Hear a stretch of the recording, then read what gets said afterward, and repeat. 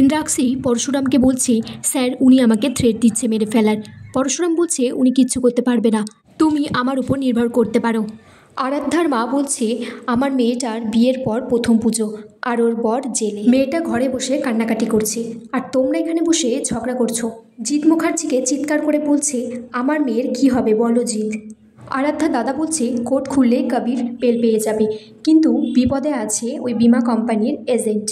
কর্ণ Chatterjee তটিনীকে phone করে বলছে, মুখ খুলো না তটিনী, তুমি কিন্তু আমার বাড়ির আত্মীয়, তোমার বোন আমার বাড়ির বৌমা, এখনও সম্পর্কটা ছিন্ন হয়ে যায়নি। তটিনী বলছে, আমি ভেবেছিলাম আমার এই টানাপোড়েনের সংসারে যদি একটু বাইরে থেকে কিছু উপার্জন করতে পারি, তাই ওই এনজিওতে জয়েন করেছিলাম।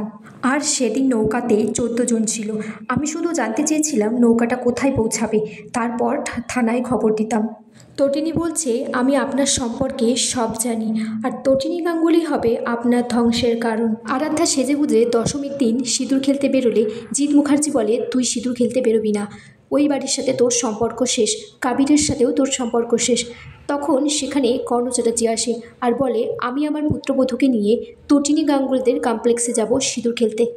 জিৎ মুখার্জি বারণ করা সত্ত্বেও আরাধ্যা কর্ণ চ্যাটার্জির সাথে চলে যায় তটিনীর বাড়িতে সিঁদুর খেলার জন্য। এদিকে পরশুরাম তটিনীকে বলছে, চলো তোমাকে শাড়ি পরিয়ে সাজুগুজু করিয়ে দিই, আজ তো দশমী, সিঁদুর খেলতে হবে।